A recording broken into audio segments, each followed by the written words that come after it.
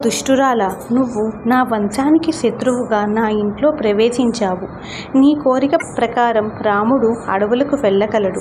ఆ తరువాత నా మరణం కూడా సత్యమే. ఇక విధవవై నీ కొడుకుతో కలిసి రాజ్యపాలన చేసుకో.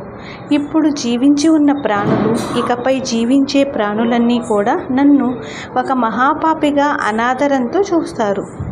ఇంతవరకు రథాలపైన, గుర్రాలపైన, ఏనుగులపైన ఎక్కి ప్రయాణం చేసిన నా రాముడు అరణ్యంలో కాలినడకన 14 సంవత్సరాలు నడవబోతున్నాడని తలుచుకుంటేనే నా గుండెలు పగిలిపోతున్నాయి. రాముడికి వివిధ రకాలైన రుచులతో అన్నం పెట్టేందుకు వంట వాళ్ళంతా ఎగబడేవాళ్ళు.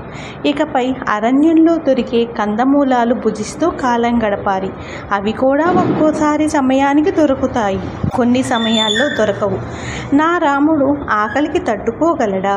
అమూల్యమైన పట్టు వస్త్రాలు ధరించే నా రాముడు ఇకపై నార వస్త్రాలు ధరించి కటిక నేలపై పడుకోవాల్సి ఉంటుంది కదా. ఆడవారు స్వలాభం కోసం ఎంతటి అపకారాన్నైనా తలపెట్టగలరు కదా. ఈ మాట అందరి స్త్రీలకు వర్తించదు. భరతుని తల్లి మాత్రమే అట్టి స్వార్థపరురాలు.